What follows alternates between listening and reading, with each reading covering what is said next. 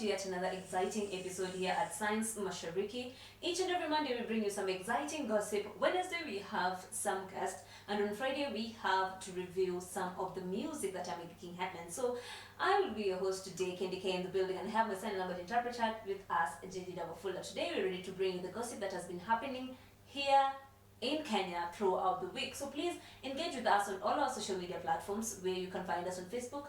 Our name on YouTube is Science TV Kenya. Go and watch other shows which I've done here at Science TV, Science MASHARIKI, and engage with us. Tuambie opinion yako on every topic that you're having here and the discussion that we're having. Tuambie hapo comment section what you think, what is your opinion on every other thing we'll be discussing. So on today's show, we are kind of starting it on a very low one. So let me just take it back from the top. Recently we were talking of Scarlett Wahu's case, and that is a case we reviewed last show. And later on we were talking of another girl who was stabbed by the boyfriend, who was a fourth year.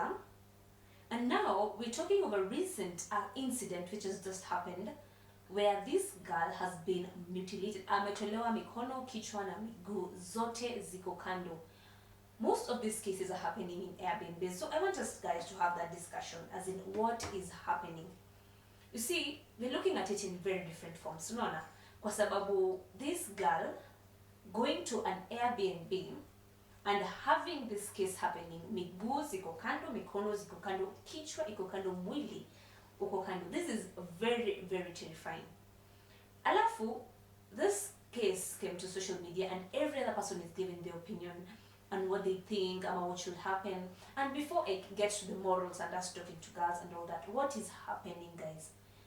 Is it that bad that Sai, we as in trust nobody? What is really happening? Because this is just horrifying.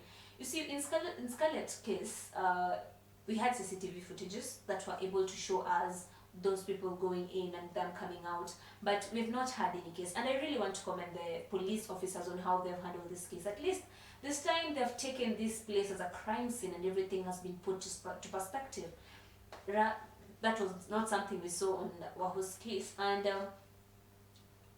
what is happening to our men is what is going on in people's mind, because you just don't wake up one morning and decide I'm going to chop off people's bodies and do all this thing. And I want to do it's so, when you listen to what was said, is that they did not use the Airbnb materials, because you can't imagine someone using a normal knife to cut and chop off someone's body. It seems like this man was ready for this, and he came and did all of this. And when they came in the morning, alirudisha kifungu, then they're getting this call. We're seeing some trash bags, and then we are seeing blood following it through to the bed sheets.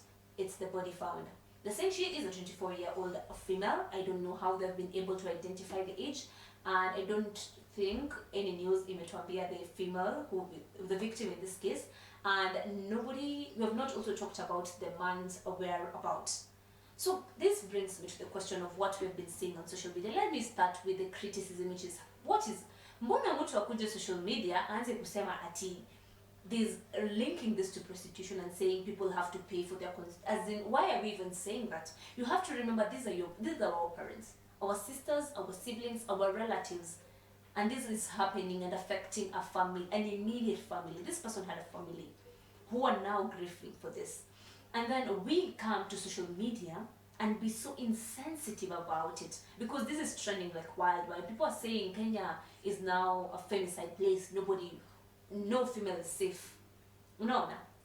Any other person coming to social media and belittle the situation, that is just not right. Or trying to throw insults to the victim, that is just not right. And now let me talk to the ladies, girls, what is happening to us.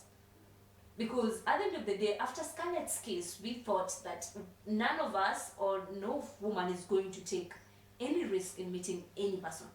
But having this case now happening, I know someone is going to come at me and say, oh, females are getting affected, they're getting abused by their husbands, by their parents, by the people they love, their relatives and all that. That we know these cases are happening. We know they're there.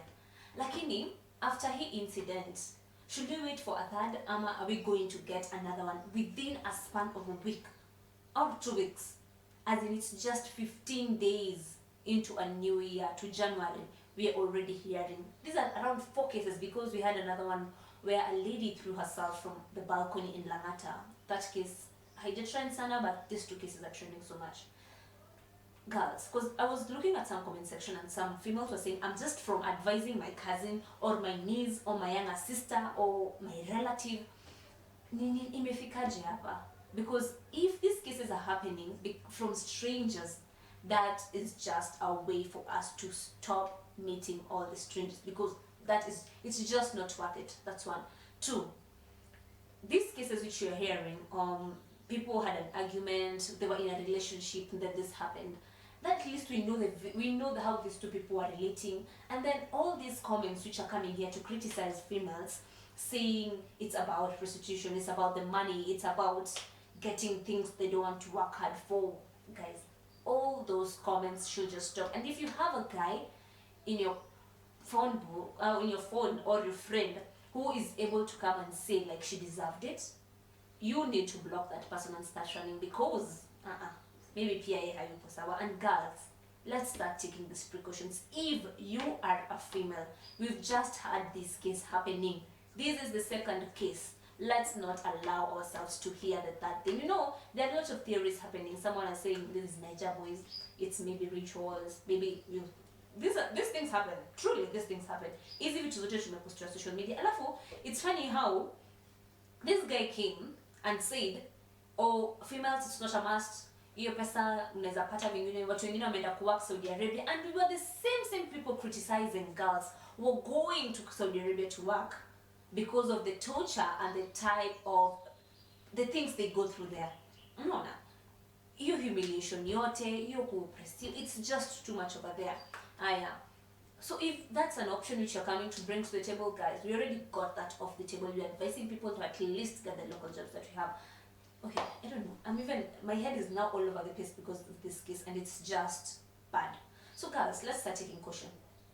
You meeting a stranger now should be a no. You allowing a stranger to your place, that should be a no. You going to a stranger's place, that should be a no. And for a friend of mine has just reminded me of how after my terrorist incident happened, no, very many females are coming out to say he did this to me. All these cases are zinakuja kuwa reported.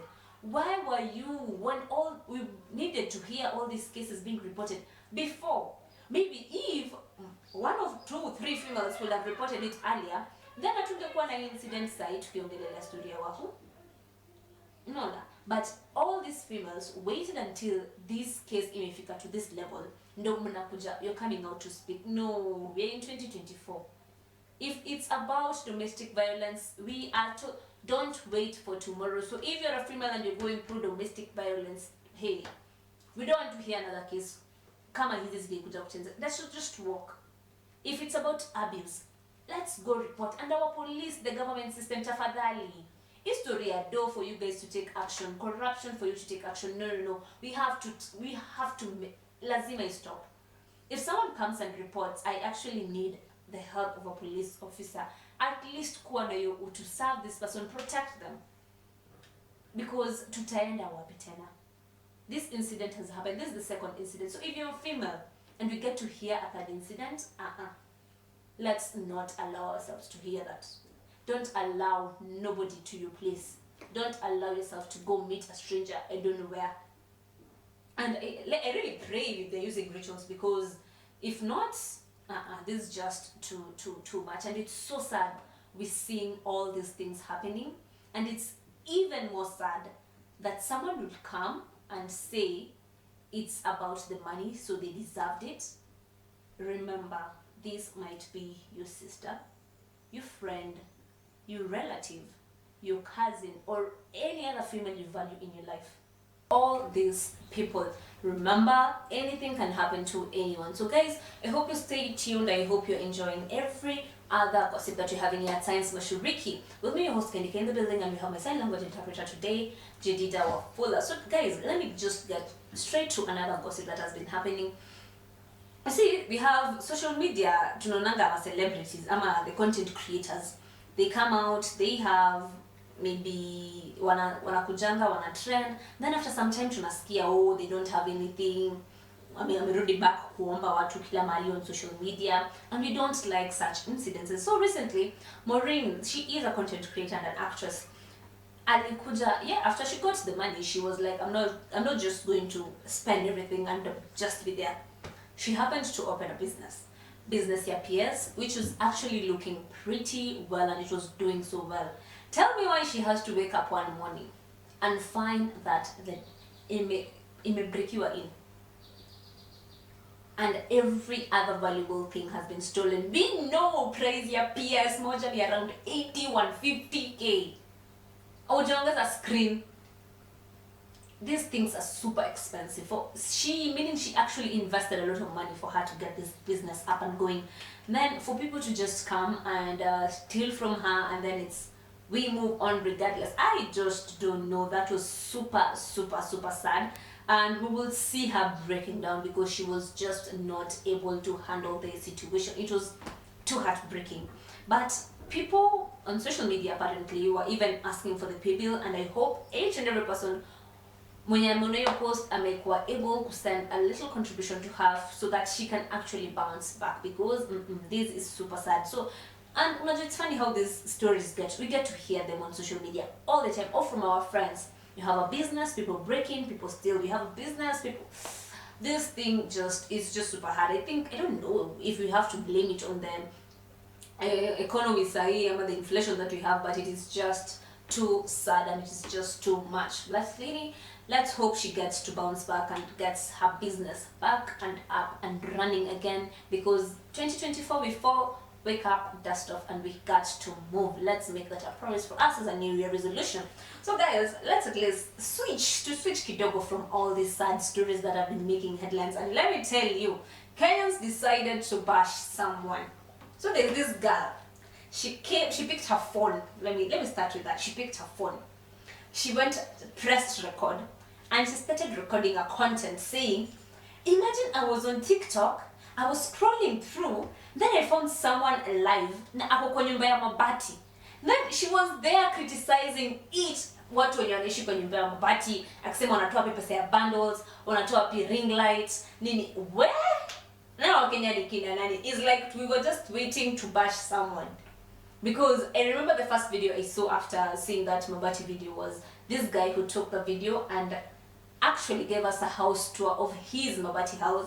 Akisema hapa ndo mimi naishi, and alikuwa very confident and okay with that. So I don't know how I'm taking it, because we are in Kenya, we have people who are living in way worse places.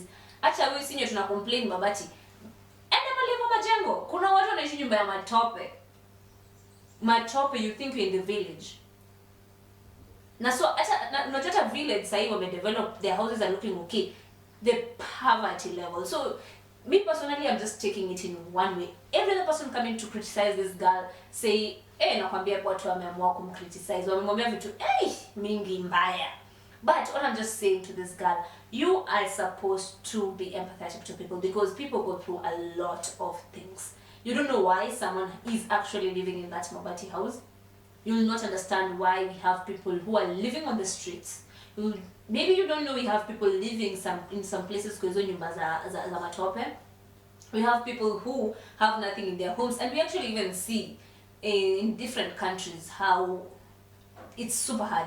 So you coming and just saying ni kama it's a sin, ama you're not deserving to be a human being, to be living in a nyumba ya mabati, that sounded ni kama that was just not right, because we have people going through a lot of things out here, and each and every person is trying their best. We have people who are working and getting a very good salary, and bado hapo ndo wako, they are working hard. So kwa sababu wewe maybe you just had a silver plate, tafadhali usikuje kwanza criticize watu wengine because of what they're doing. At least ungekuja na a positive way, ingekuwa much better. You wouldn't be getting all this criticism you're getting on social media. On another note, what is happening with celebrities and accidents? Celebrities and accidents. We have seen that all over. Recently I saw Diana B akisema alitoka kufiwa, kupenduka kidogo, boom, amegongwa gari. Nini, as in what's his name? J something, King Busy. King Busy again was hospitalized because of an accident. Again, we have Shikwan, Shinko, and Samirio. This the couple that goes wanatupianga content here, like a ghetto couple, how they relate, how they work together, nini nini nini. Apparently, they are also in hospital because of an accident. What is happening? Because the rate at which you're hearing celebrity gossip and them being engaged in accidents is just too much. And let's hope we don't get to hear, because inaka hii January tuna sad news, kila kitu ni mbaya, kila kitu ni sad, kila kitu ni it's just inapeana vibe yenye it's just no giving. We tulikuwa tunadhani 2024 will just be top and highs, but this is just not happening. And guys, let me just touch on this as I'm finishing up soon. You've seen the clip of Peter Salasia akichapa mtu kofi ati because alimwambia sijui aliaka chini akakata. As in, we get to ask ourselves. We complain of how some leaders ni wazee, they go back and retire, sijui wafanye nini, they have done their part. Let's give these opportunities to the youth. But youth, have you learned some of these values, some of these morals, like self-control, how to act, how to behave, not allowing your emotions to get to you, because you just don't come and slap someone. You have the power. You just don't come and slap them in public just because uko like ni wewe. You're just not a commoner. So this gets inafanya ni tujiulize sisi kama vijana. When we get to tuwapatie hizo viti, is this the kind of drama we're going to be seeing? Because slapping someone because you're just told them, and it actually broke to a fight. Ungeona watu hapa wakitupiana mikono, makofi, they were flying all over. Now, so please, if you're giving opportunities as leadership to our youth, we better have all these ethics of being a leader and standing up as a leader and getting your respect as a leader. I think this person was being told to go sit down 3 times, 4 times, because it's like to make you how many you respect up with, because I'm sure if another leader will be there and say you pass this one, this person go sit down, ingekuwa mbio mbaya, hata need wewe to move close to them and get to slap them and see such drama happening. That will not be the case. And tafadhali, let's wish our mzungu who came to Kenya because of love na sasa ako stranded, tafadhali tuweze kumsaidia aweze kurudi nyumbani, kwa sababu anasema Kilimaramba alikuja Kenya because of a female, and apparently the day walimtoka. And recently I had not really followed up, I'm not feeling sijamaliza hiyo story vizuri, lakini the female came and said mimi hakuna kitu kama really happen. So I don't Wakenya tutabelieve mzungu akisema alikuja na pesa mzuri, sasa ako broke, sasa haizi rudi kwao tumsaidia arudi. Well, Wakenya tutabelieve, because we're just not going to believe this lady who was saying I was not with them for the money because of anything. But sasa tunaambiwa hii pesa inatuingiza kwa shida mingi, kana turamba vibaya sana. Let's try and take caution when you're doing anything. So tafadhali, let me conclude with this show. Nikki, remind all the ladies, this case, who was around 23, this lady is around 24. Let's not hear another incident happening. Tafadhali, we as girls, let's try and keep tukue safe. At least from all these perpetrators out here, because cases out, theirs is just, they're coming for you and they don't care. Let's deal with others. And Kenyans, let's just stop from this side, because that is just too much. That's too bad. Let's just stop that. It's not acceptable. Give an advice to your loved one, give an advice to your younger siblings, both male and female, to be careful out here, because we just don't know what is happening, we just know what is coming. But we have to be careful, we have to take care of ourselves and take care of everyone around us. And any other person coming to criticize and say all these negative things, remember, these can be your immediate family and you wouldn't want to see the same things happening to them. So that has been all for us today here at Science Mashariki Monday edition. I hope you've gotten the gist that has been making headlines. Let's hope the next time we're having the Science Mashariki show, we won't be talking about any other incidents. Let's pray to God is going to cover us with His protection and keep us safe. So that has been all from us to you guys. I hope you're able to enjoy the show. You're ready to enjoy some songs. If you want any song done in sign language, tutumie, tuta-interpret na utaweza kuenjoy muziki yenyewe. So I have been your host Kendi in the building, and my sign language interpreter has been Jedida Wafula. See you guys on Wednesday with more and more updates. Goodbye.